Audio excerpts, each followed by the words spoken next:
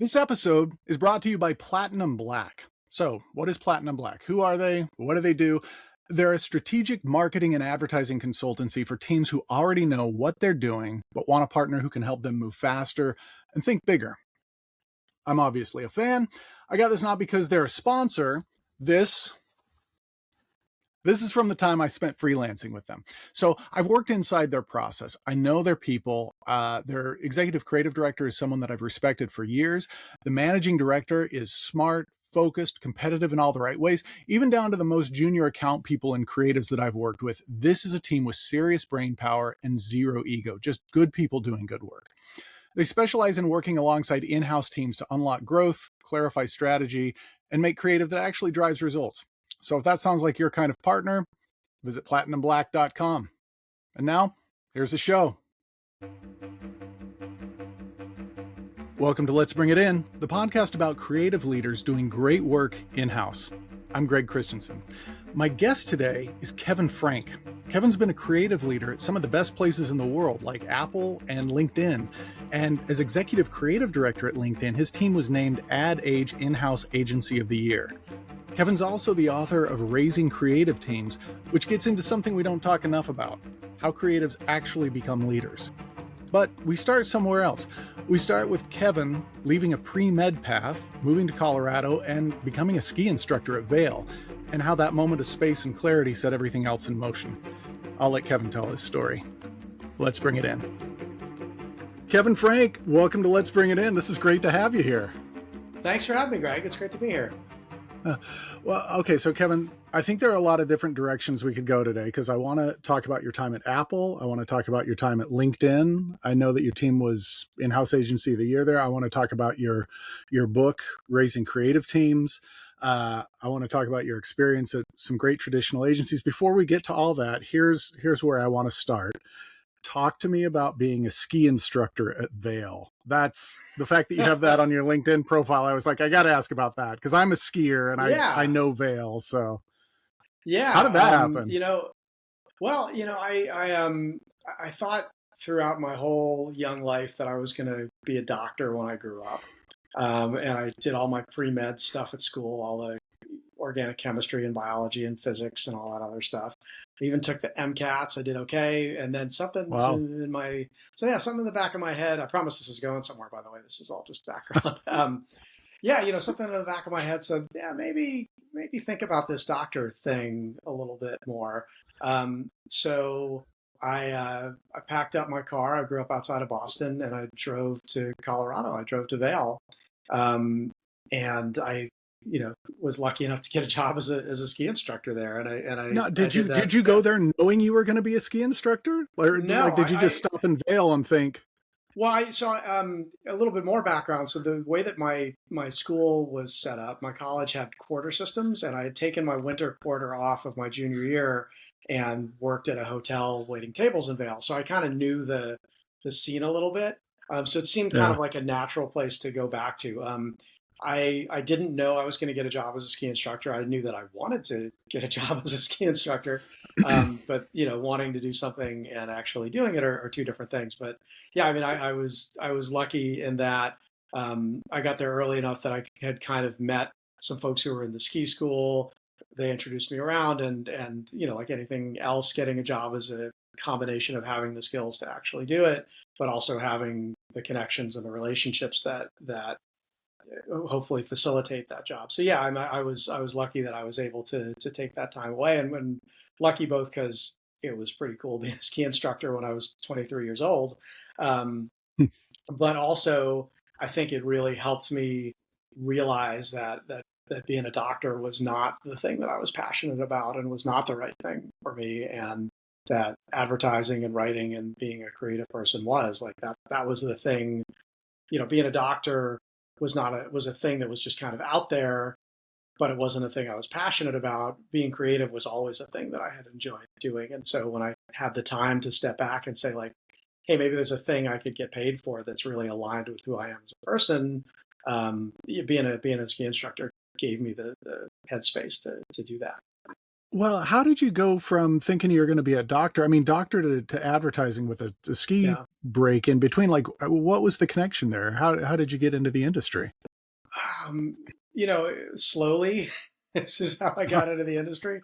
When when I made the decision again, I just sort of did some self reflection and thought about the things that I both liked and was good at, and I'd always been good at writing, making people laugh, writing short form stuff. So, I think the ingredients for advertising was there. Plus, I wasn't allowed a lot of television as a child, so I think the forbidden fruit of working at least television adjacent was there. So, once I'd made that decision, I was like, okay, cool. I want to do this. How the heck do I do this? And the very first advertising book I read was a book called, very appropriately, How to Put Your Book Together and Get a Job in Advertising. Yeah, I read Does what that. it says Yeah, on the tin. It sure. was by, did you read that? Yeah, it's by Maxine Petro, who Yeah, I was head of she was head of creative services at JWT, I think.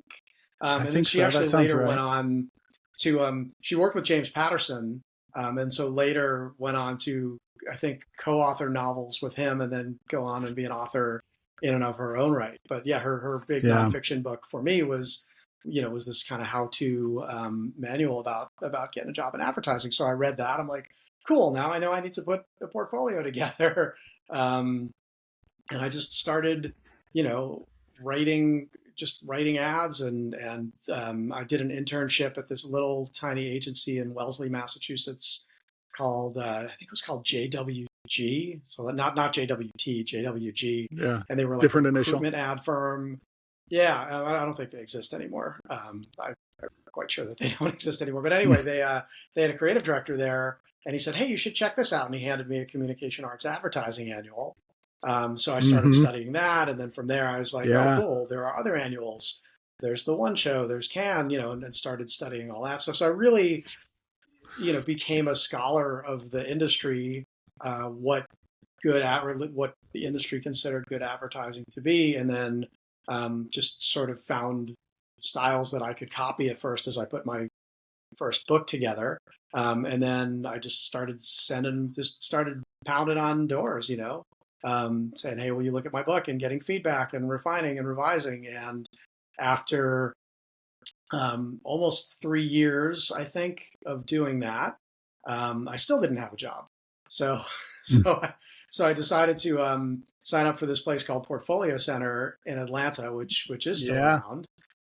And I was right at the crop of so basically, like, when I tried to break into the industry, Portfolio Center was putting out their first crop of people, and so I had my little old school book with a little marker sketch of a pack of Yeah. American cheese slices or deodorant or whatever, like I'd written my headline around, and people coming out of Portfolio Center had finished comped portfolios, and I had a recruiter Yeah. say to me, your ideas are good, but if you want to compete, your portfolio needs to look like this now. Um, Yeah. so I was all signed up, and was ready. It was like 3 or 4 weeks before I was ready to go down to Georgia, and I saw an ad in the back of Adweek magazine, advertising for a junior copywriter.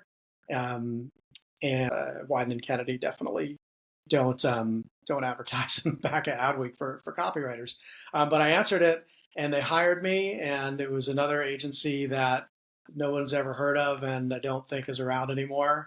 But I got an actual job as a junior copywriter, and that So is how I broke you into the just said I've business. got a job. You just said I've got a job. I'm not going to Portfolio Center. I'm jumping right in. Yeah, I mean, I figured, in retrospect, I don't know if that was a good decision or a bad decision, but it was, Ah, the decision that I made. I mean, I certainly, it was a paying what decision. I missed out on, I think. Yeah, I mean, I definitely got paid, not a whole lot in, 1995 dollars. But no, I mean, it was a paying gig, but more importantly, it was a lot of hands-on experience. I mean, this was the kind of place where I'd get an assignment, at 9 in the morning, and have like no brief and no information, and just basically like, here's the client name, do a campaign, and it's due at 5. So on one hand, as a creative person, that's really frustrating because you want to, you want to know who you're talking to and what you're saying and, what the insight is. And, I guess once in a while I would have that, but for the most part, it was just like do stuff. So it Yeah. really taught me to be fast. It taught me to be scrappy. It taught me that, I mean, even in big established agencies, you often don't get the brief that you need. So it really taught me to think on my feet and to think like a strategist when I needed to. I think the downside of not going to Portfolio Center then was obviously there were a lot of really great people at Portfolio Center, and I think I've missed out on building those relationships early on with people who are now like well known and successful. Who I've had the good fortune to meet over the years, but it wasn't like they were my school friends, my cohort. So again, I But only I can't change the decision that I made, but yeah. But I was going to say, I mean, you ended up Go at ahead. really great traditional agencies. I mean, FCB, Venables. I've been a Venables fan for as long as I've known about them. I mean, you ended up at some really great Yeah, places on the traditional side, right? yeah, yeah. I mean, yeah, I did. And I think again, I think for me, it may have been easier to wind up at those places had I come through Portfolio Center, or or maybe I would have it's just like a sliding door situation, and I would have wound up in the same place no matter what I did. But yeah, I mean, Yeah. I had to kind of manufacture my own luck to get in front of the right people at both of those places. I actually have similar stories for getting hired both at FCB in Chicago and at Venables in San Francisco. I in Chicago, I kind of networked my way into some folks at FCB, and I was in their office and I was showing them my work, and they said, "Yeah, your work's pretty good." I'm like, "Great, could you show it to your ECD?" And they said, "No, we don't really pass books along to him. He doesn't really like it. He likes going through proper channels. I guess there was a creative recruiter there, so they kind of said like, yeah, sorry, we can't show him your book." But then one of them said, "But you know what? He's going to be here in half an hour or an hour for a meeting." And I said, "Oh, can I just sit here until he gets here?" Huh. And they said, "Sure, hang out." And as soon as he walked in the door, he looks at me. He's like, "Who are you?" And I'm like, "I'm Kevin, and here's my book. Will you look at it, please?" And he said, "Sure." And so, again, I was lucky to be in the right place at the right time, but I also forced the issue a little bit. I made a little bit of my own Yeah. luck by insisting that I stuck That's around. And then great. Yeah. similarly, yeah, I mean, so similarly at Venables, I didn't know Paul or Greg or Bob or Lucy. I knew who they were and I'd read about them and I was familiar with the work that they were doing. And so, when I read in the trades that they were starting this agency, I was like, I want to go work there. So I wrote Paul this, sort of this heartfelt but funny but flip but extensively written, handwritten letter, and I lived not too far from where Venable's office was, like across the street from Goodby at that point. And I just walked Hmm. over there and I knocked on the door, and I was lucky that he was the guy who answered the door. And Wow. like the guy at FCB, he said, "Who are you?" He's like, "Who are you?" And I'm like, "I'm Kevin, and I wrote you this letter. Here you go." And he called me. He called me a couple hours later. So again, it's I was lucky that he answered the door. I was lucky that they were looking for help. I kind of manufactured that luck in knowing what kind of shop they were and what kind of writer Paul was, and Hmm. having the audacity to go knock on their door. But yeah, I think in I wound up at the same places. Maybe it would have been easier had I gone through Portfolio Center. But yeah, I mean the end result, I guess, was the was the same. Yeah. Talk to me. Let's jump ahead a little bit because you were a creative director at Apple for like 7 Yeah, years, right? So yeah, Apple obviously is just, a great creative company. But when you yeah. went there, was there any stigma at all about, well, okay, you're at some really good traditional agencies, um, and that's kind of its own world. Was there any stigma or any hesitation about like, okay, well, I'm going to not an agency. I'm going to a company. I'm going to do creative work, but it's more of a company than an agency. Did that factor in, or were you just like, I'm going to Apple? This is great. How did that come about? Yeah, I think, at that time, going in house was where careers went to die. Like nobody wanted to go Yeah. in house then. Um, and had it been anywhere but Apple, I might have had a lot more second and third and fourth thoughts about it. Uh-huh. But I mean, I think it was a couple of things. I was at a point in my career where I kind of, I wasn't like the best advertising creative out there, but I think I kind of knew what I was like. I could write a headline, I could write a TV campaign. Like Hmm. I knew how to do that and do it fairly well. What I didn't know was what it was like to work for one of the best, if not the best, marketers in the world. And so when Yeah. that opportunity came along, I kind of recognized it as like, yeah, it's not an agency anymore, but I think there's probably a lot I could learn from this place. And yeah, so I think, I mean, that was a big factor in my decision to go there. And then in terms of the work that they were doing, a lot of other in-house agencies weren't really known for the quality of their work, but Apple, being Apple, and valuing creativity the way that they did,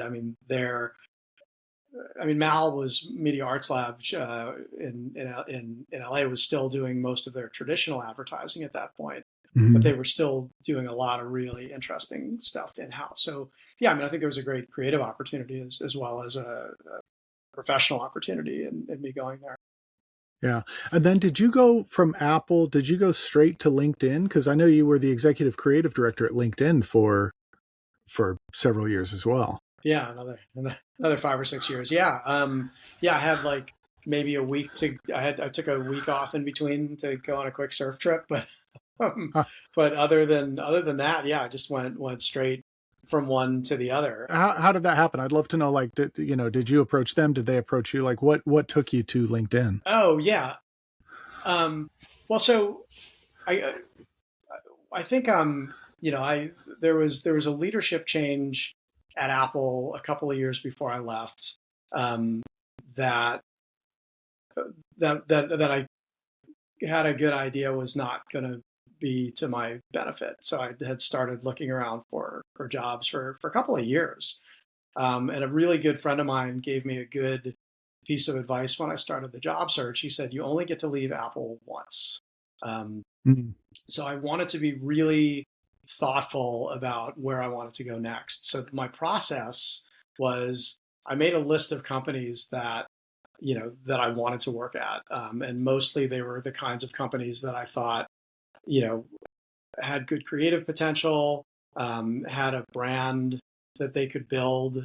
Because when I went to Apple, my job wasn't to build the brand. Um, I thought it was at first, and then they're like, no, no, no. Let us tell you about how to do that. Um, but after being at Apple for so long, I kind of learned how to do that, and I knew that I wanted to build a brand somewhere. I knew that I wanted to build a team, and I knew that I wanted to work at a place like Apple, whose product I really cared about and used, and I thought was on balance doing good in the world. And so LinkedIn had been on my short list for a long time. In fact, it was on my first short list, and they were looking for when I first started looking, they were looking for a creative director, not an ECD. And I interviewed for that job, and I didn't get it. But then, like a couple of years later, they were looking for an ECD, and ironically, um, an agency founder here in San Francisco had posted. I think he posted on Facebook, Huh. "Hey, I've got an ECD in-house job. Contact me if." I think that might be the first time I've gone public with that information. So don't hold it against me. For what it's worth, Yeah. I think I got my Apple job on LinkedIn. But yeah, somebody, an agency founder, had posted on Facebook that somebody to be named later was looking for an ECD, and I reached out to him and I'm like, yeah, I'm actually really interested. And he said, it's LinkedIn. And now I said, okay, now I'm really, really interested. And so Yeah. that was my in back into LinkedIn. And yeah, I mean, I think I had learned enough from Apple at that point to come in and say, like, here's my vision for building a team. Here's how I would approach building the brand. And here's why I'm excited about this company. Well, you went in wanting to build a team, and then you ended up being Ad Agency's in-house agency of the year, right? So connect those dots for me. I'd love to Yeah. hear how that came about. Oh, also slowly and Huh. deliberately. Um, yeah, I mean, I guess I was there for 5.5, 6 years. So it was a long process. I mean, I showed up at LinkedIn, and, the first step was just saying, like, here's what I think the agency could look like. And, to be fair, it was mostly the same model as a traditional agency, but because, I didn't have, at that point, I had like 15 or 20 people to work with, and there were literally hundreds of marketers making gajillions of pieces of marketing. I couldn't do everything with 15 people. So I tried to structure the agency to say, like, okay, these are the functions I need, which are mapped to traditional agency functions, but also need to be able to manage outside agencies when we need to, or identify other external partners. So I had to build the model, and then I had to find the people who were willing to do it, and then with them, I had to help build like the culture of the in-house agency in a way that felt unique to us, but also fit squarely in LinkedIn's culture, which was really strong. I needed to, most of the folks I hired were agency folks and had never worked in house before. So I had to um, help them understand what it was like to work in house, and yeah, just understand like how it's different from agency life. And on top of all of that, I had to get internal clients. Now, one would think like, oh, you work in house, you automatically get internal clients, but the relationships, when I showed up at LinkedIn with those internal clients, was based on some folks who had come before me, maybe strained, maybe adversarial, maybe neutral at best. So I had to invest a lot of time investing in relationships and building trust between all those internal clients to say, hey, this is a team that that cares about you, that cares about LinkedIn, that cares about the business, and we want to do good work for you. And so all of that took a lot of time and a lot of mistakes along the way to figure out how we could actually what made sense for us. So yeah, so that journey from starting as ECD of LinkedIn and becoming in-house agency of the year, um, was a slow but deliberate one, and luckily I had a lot of really really good people on the team to help us get there. Was it at the time, because you're recruiting for LinkedIn, you're bringing people into LinkedIn, not a traditional agency. Was it Yeah, was yeah. like with you? Was it tough to recruit people away from a traditional agency life to an in-house place? I think at that point, that when I joined LinkedIn, you know the stigma of working in house had started to fade a little bit, Hmm. because more and more people from agencies were going in house and doing good work. So Google had a pretty established in house agency at that point. Facebook, um, I, am blanking on some of the other ones, but a lot of places had started to build in house agencies and build good in house agencies. So it's not like the stigma was totally gone like I think it is now. I think people. I think in house agencies are doing some of the best work around now. Um, Yeah, but people were curious, like agency people. Like I didn't have a hard time getting agency people to want to have the conversation. There yeah. were a lot of questions. One of the main questions I got from, I don't want to say every single agency person I interviewed, but from a lot of them, and then this is a totally like fair kind of question. I would have asked the same thing, is to say, like, if I come if I come work here, if I come work at LinkedIn in house, am I going to get work for my book? Am I going to get stuff for my Mm, portfolio? And that's yeah. that's a very like agency mindset, right? You want to, because you need to get the thing for your portfolio that's going to win you the award, that's going to get you the next job, that's going to help you, in your career move up the ladder. Um, Yeah. and so the way that I always tried to answer that question was to say, um, hopefully you've seen the work that I personally like to do. Like you can go and look at my work online.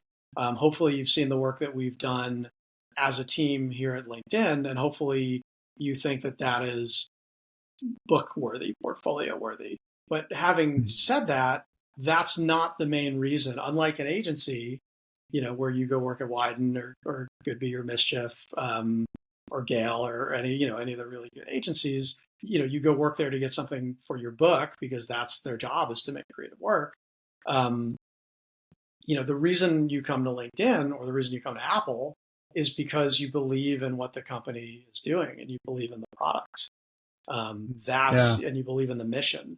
That's the main reason. So if you come to LinkedIn, yeah, I hope you're going to get something for your book, but wouldn't you be a lot more proud of being able to say, hey, I got this real person in the real world a job. Like I made a real difference in somebody's life. And again, sometimes, by the way, sometimes the answer was no. Sometimes people, were like, thank you for being honest with me. I actually really want to just focus on, winning Lions now. And I'm like, cool, no judgment. Like I really like winning Lions too. But that's not the main reason to come here. And I think, by being transparent about that in the interview process, by having people already bought in, that helps people be more successful and helps build the culture of the agency. Going from being the executive creative director at LinkedIn, your team becomes ad agency, in-house agency of the year. This is a good transition to talk about your book, Raising Creative Teams. What drove you to write that first? At what point did you say, you know what, I'm gonna put this in writing? Yeah, it's interesting. There are a lot of advertising creatives who, want to be writers, who want to, write, copywriters who want to write a novel or a screenplay, and art directors or designers who want to also have like art. But for me, I really like advertising and I really like being a copywriter, and I never had aspirations to write a book. But right after I left LinkedIn, I was meeting with an agency founder here in San Francisco. And he said to me, you've learned so much in-house, could you help my agency out? Could we work together somehow? And you could come bring what you've learned over to agency side. And I'd literally left LinkedIn a week or two before. And I basically said, I'm so flattered. Thank you. But I am way too burned out to, I'm not going to do a good job of it if I do it now. And then he said to me, he's like, oh, well, you should write a book about it then. And I'm like, yeah, whatever. I should write a book about it. But I don't know, the way that my mind works, and I know that like other creatives have similar minds, is somebody plants a seed and I ignore it for a while. And then it's like somebody's tapping me on the shoulder. So he must have planted that idea somewhere, deep in my cerebellum. And a couple of months later, I heard this little voice saying like, hey, Kevin, you should write that book. And it wouldn't go away.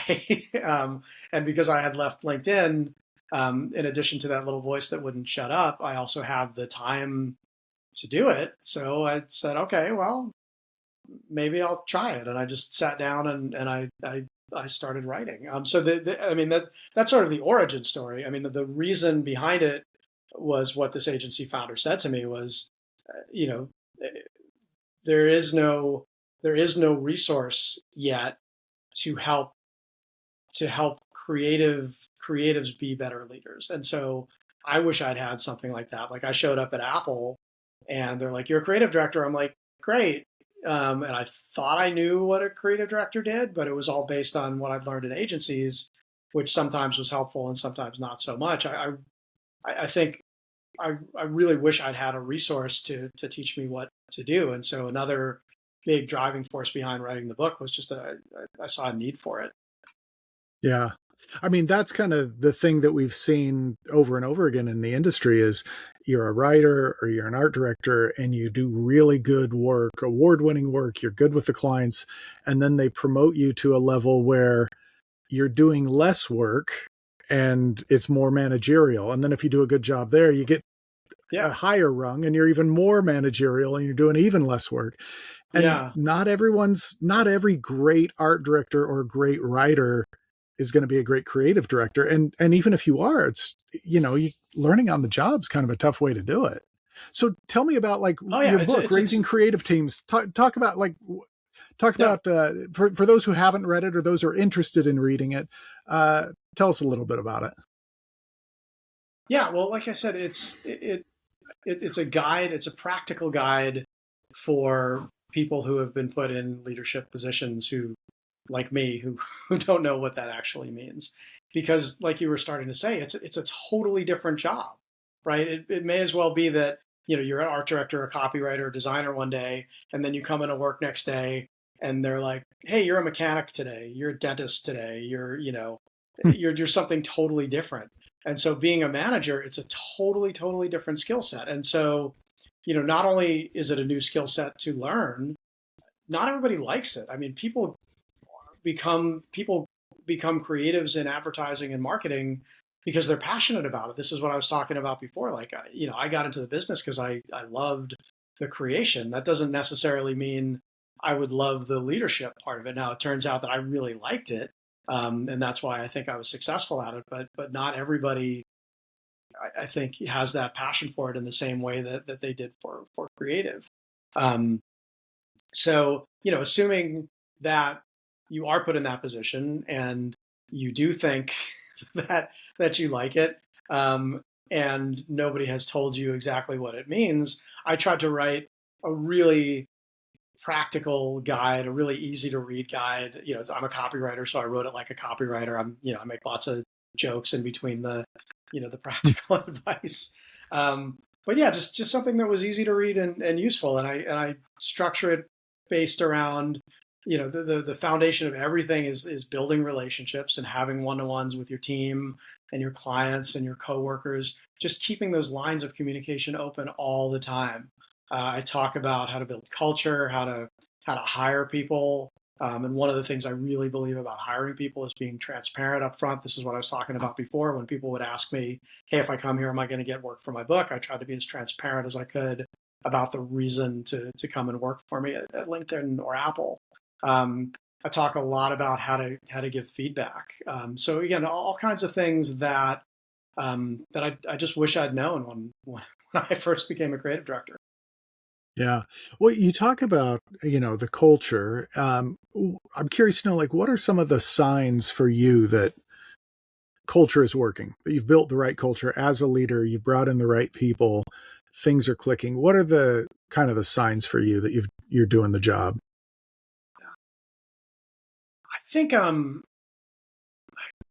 think people are happy. I'm not Yeah. like that. That's the kind of the simplest way I can put it. I mean, I think so. Culture is a thing that you can write down on paper and say, like, we're a culture of having fun, or we're a culture that supports each other, or we're a culture that's respectful of each other. And you can write these things down, and agencies and companies have codified their cultures.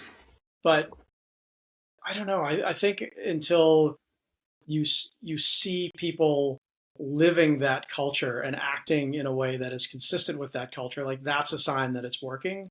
And that's why I said, that's why sort of my gut reaction was like, well, people are happy, right? Because the thing that you put down on paper is not just a thing on paper. It's a real thing that you can see in how they work every day. And as a result, the work gets better. The environment that you're working in gets better too.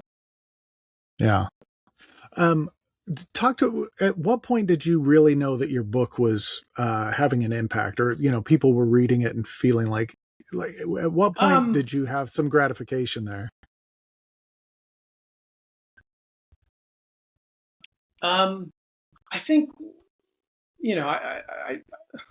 it's not going to be measured in sales necessarily or in dollars that it makes, because the book's never going to, I didn't write it to make money. But when I started getting emails and notes on LinkedIn from people who wrote to me and just said, like, "Hey, thank you so much for writing this. It was really helpful." Like, that's so meaningful to me. And again, like, even if I helped one person out, I feel like it was a success. And again, it's not like my mailbox is full of fan mail, but yeah, I've had a number of folks reach out to me and say thanks. And more than that, I've actually been able to start some new relationships with people. Like, I've had coffees or video calls with folks who I'd never would have met necessarily, but because they reached out to me and in some cases said like, hey, do you want to go for coffee? Or I said like, hey, or do you want to, can we talk about this thing or that thing in the book? I'd like to learn more about that. I've been able to build those into like some mentoring relationships too, which I'm really proud of. Yeah, that's really, I think mentoring is, I mean, it's giving back. It's one of the best ways that I've found. I've been lucky in that I've had some amazing mentors throughout my career. And, I kind of feel like Yeah. that the very least I can do when someone reaches out is just, I can tell them what the other people were telling me all through my career. Oh yeah. Well, and like I said earlier, it took me 3 years to break into the business. And, that was 3 years of non-returned phone calls and emails and, all that stuff. And when I was an ad kid, I swore up and down, I was like, if I ever, someday if I'm ever a creative director or in a position to hire somebody, like I am going to return every phone call and every email. That doesn't mean I've got a job for everybody, but I'm going to get back to everybody. And Yeah. I've done my very best to make good on that, because I don't know, it's so important to just at least to have somebody out there who's banging their head against the wall feel listened to. Yeah. Well, for the people that you mentor, or for creatives, let's say, who are listening to this show and they Yeah. suddenly find themselves either leading a team or feel like this is the next step that I want to make, that I need to make, is to be in a position where I'm Yeah. leading a team. What's the one thing you wish someone had told you early on in your career about being a leader of creative people? I wish somebody had told me that a creative leader's job, it's not my job to do the work anymore. It's my job to create the environment so my team can do the work.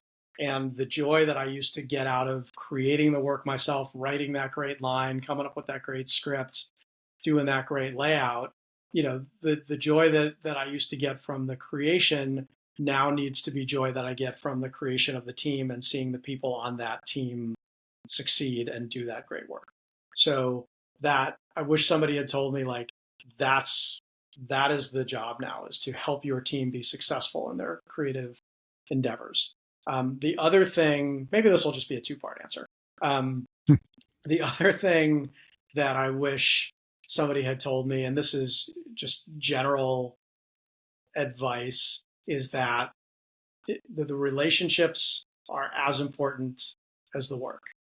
When And again, this was when I was working in agencies, I worked in places that were very, very focused on doing great work, and that's important. I mean, that's agencies should be doing great work, but I thought it was okay, as long as the work was great, how I got from point A to point B didn't matter, even if it was not so great, and even if relationships suffered at the expense of the work.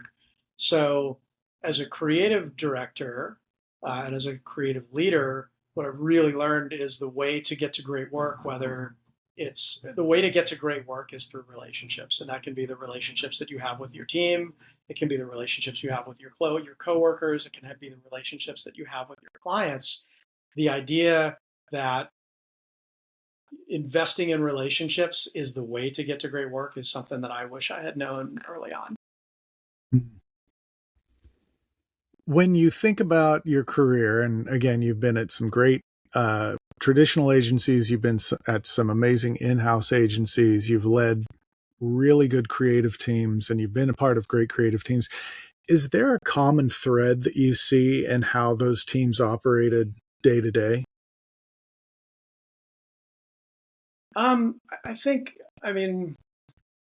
from a strict operational standpoint, like workflows and org charts and stuff, not necessarily. I think every place operates a little differently. And again, I can only speak to Apple and LinkedIn at the leadership level. But I do think the common thread is a little bit more of a softer skill than that. I think the common thread is a culture where people believe in the work, an environment where people feel free to do great work, where they feel supported, where they feel like they've got room to fail, where they feel like they've got leaders who they can go to for advice and guidance, and coworkers, who are there for them when they need it. So to me, the common thread is not necessarily operational, but environmental. Mm. Which gets back to culture, right? Yeah. Yo, absolutely. Yeah. Yeah. I mean, I think you need to, and it's all, and getting back to the book for a second, the book is organized into like, here's this chapter about culture, and here's this chapter about feedback, and here's this chapter about hiring. But really, it's all kind of intermeshed together every day, right? It's not like you show up and it's like, Yeah. here's the culture part of my day. Like, it's always culture, it's always feedback, it's always work, it's always environment. So yeah, I mean, the culture is kind of the foundation of all of that stuff. But it's hard for me to say like, oh, it's only because of the culture. It's because of so many things that are, that are working together seamlessly all the time, that you've got Yeah. that environment where people can really succeed. Yeah. Um, if there were a CMO who's listening to this podcast and thinking about bringing more creative services Yeah. in-house, what advice would you have for that CMO, having seen, top level in-house agencies at work? I think I would start by asking, have a real clear reason why you want an in-house agency. And this kind of gets back to, what I was saying before. I don't know that, in some cases, maybe in-house agencies came along because they were a good financial decision, or maybe because a CMO saw their friend had an in-house agency. But I think um, a CMO should have a really clear vision of why you want to have an in-house agency. And again, I don't know that there's any right answer or wrong answer to that why, but I just think it needs to exist, um, because otherwise the agency won't have a clear vision for what they need to be going for. Yeah, I mean, having the clarity of the why really is, I mean, that's such a driving force behind whatever you're doing, right? Yeah. Yeah, I mean that's kind of my default for everything, right? Is, Yeah. when I'm giving feedback, I always try to say, not just change this. I always say, here's why this needs to be different.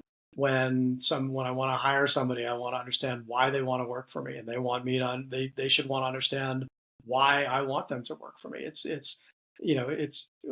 that underpinning of why behind every decision that you make, is so crucial. So yeah, I mean, I think it makes sense that a CMO should have a real clear vision of why they need an in-house agency. Yeah. Kevin, let me ask you let's wrap up with a bonus question that I like to ask all of my guests. And again, this isn't Okay. anything to do with advertising or tech or anything. This is about travel. And I know that you've had some good travel experiences. If you were at an airport and you can jump on a flight going anywhere, time and money and, no emails, no work, whatever, where are you going to go and why? And you get one domestic location and one international location for your answers. Oh, okay. I would like to go places I haven't been before. I were talking before the show, and I was lucky enough to live in Paris for the last couple of years. I'm back in San Francisco now, and with that, I was able to travel all over Europe.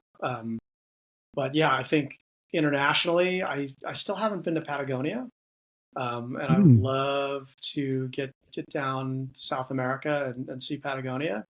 But interestingly, there are so many places domestically that I would like to go. I think coming back from Europe, it's interesting. Everybody Americans like to say like, oh, Europe is so small. You can go all these places. You can be in a different country, and that's true. But the United States, it's massive and it's as diverse as Europe, and you can go from one state to the next and be in a totally different culture. So there are so many places in the United States I wanted to go. My family and I actually went to the Grand Canyon in October because we came back and we're like, God, we should do more America stuff. So Huh. I want to visit I want to go to all the national parks. Is that one Yeah. destination or lots of destinations? I'm That's doing the thing again where I'm multiple answering. yeah. Well, you went to the Grand Canyon. Like there are 63 other national parks to choose from, I think. So All right. yeah, you How can I choose. choose favorites? I want to do. I want to go to. I've never been to Zion, which I hear is also incredibly beautiful. So Yeah. I guess there. Yeah, I choose beautiful outdoorsy destinations in both instances. Awesome. Awesome. The nice thing about Zion, so I went to the University of Utah and my So, roommate his family had a cabin at the mouth of oh, Zion. So cool. we would go every year after finals. And so it's pretty good. But the nice thing Oh, there is amazing. you can hit Bryce Canyon, you can hit some of the other southern Utah, you can kind of make it to Arches, Grand Canyon, Vegas. They're all there. It's a pretty good. Oh, wow. That's a more than Cool. a twofer. But I want to ask about How about, Paris. I want to just know. So you and your family just decided, okay, we're just going to take a break and we're going to go live in Paris for 2 years. Is that what happened? that's the short version. Yes. My wife and I, we really share a love of travel. I mean, that's one of the things that brought us together. And so for years, we've been talking about what if someday we went and lived abroad. And in fact, very stereotypical fashion, our honeymoon was in Paris. Mm-hmm. And when I was there, I knew somebody at Publicis and that I went to meet and interview with just to kind of feel out like, hey, what if I actually worked here? But that was almost 20 years ago. And it's always been out there. And so when I left LinkedIn, my wife very wisely remembered, she said, hey, that living abroad thing we've been talking about forever? What if we did that now? Because, I wasn't working and she had been at her job for 10 or 12 years and I think needed a break as well. Our daughter was a good age for it. She was 10 years old at the time. So, old enough to appreciate it, but not a sullen teenager yet who wouldn't appreciate anything. So yeah, the stars all kind of aligned for it, and I just had to figure out like, could I put her in school there, and what's the visa situation, and just sort of once we made the decision that like, yeah, this is a thing we could do, we figured out the nuts and bolts and got an apartment and got her into a school, and we went to Paris for what was going to be a year, but was going so well when it came around time, 8 or 10 months later to re-enroll in school that we re-upped for another year. And I mean, I just, even now I look back on it, I'm like, gosh, I can't believe I got to do that. It was incredible. That's so great. I mean, I've lived in Europe, but I'm jealous that living in Paris for 2 years is really pretty choice. That's pretty inspiring for the rest of us. Yeah. So for anyone listening, the book is Raising Creative Teams. And do they go get that on Amazon, or do you have a special website that you want them to go to? Oh, no, you can, whatever. If anybody wants to buy the book, I want to make it as easy as possible. So Amazon is fine. If you don't like giving Jeff Bezos your money, you can go to bookshop.org. You can get it from the publisher, Springer Nature, Apple Books. I'm just grateful that you're considering buying a copy. Awesome. Kevin, again, thanks so much. Thanks for coming on. This has really been a great chat. Thank you so much for having me, Greg. This has been great. That's it for this episode of Let's Bring It In. Huge thanks to Kevin Frank, former creative director at Apple, ECD at LinkedIn, and author of Raising Creative Teams. If you want to hear more conversations with creative leaders who are doing great work in-house, places like Solo Stove, OpenAI, Liquid Death, Whole Foods, and more, visit letsbringitin.com.